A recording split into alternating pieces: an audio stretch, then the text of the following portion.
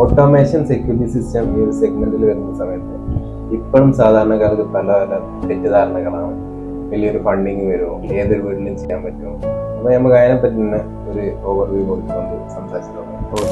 വളരെ റിലവൻ്റ് ആയിട്ടുള്ളൊരു കാര്യം. എല്ലാവരും നമ്മളൊരു സ്വപ്നമാണ് നമ്മളൊരു വീട് ഉണ്ടാക്കുക എന്നുള്ളത്. പ്രത്യേകം നമ്മൾ മലയാളികൾ നമ്മളൊരു ആഗ്രഹം ഒരു വീട് ഫുൾഫിൽ ചെയ്യുക എന്നുള്ളത്.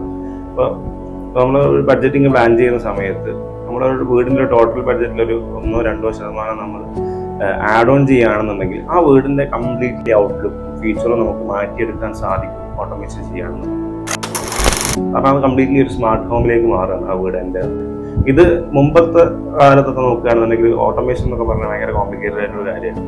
ഈ ഒരു കാലഘട്ടത്തിൽ നമ്മൾ പറയുന്നത് ഓട്ടോമേഷൻ നമുക്ക് വളരെ സിമ്പിളാണ്. സിമ്പിളായിട്ട് ഇൻ്റഗ്രേറ്റ് ചെയ്യാൻ, ജസ്റ്റ് ലൈറ്റ്സ് മൊബൈലിന് ഓപ്പറേറ്റ് ചെയ്യാന്നുള്ളതിനുപരി എന്തൊരു കസ്റ്റമൈസ്ഡ് ആയിട്ടുള്ള റിക്വയർമെന്റ് നമുക്ക് ഉണ്ടെങ്കിൽ അത് നമുക്ക് ഓട്ടോമേഷൻ കൂടെ ചെയ്യാൻ ഓട്ടോമേഷനെ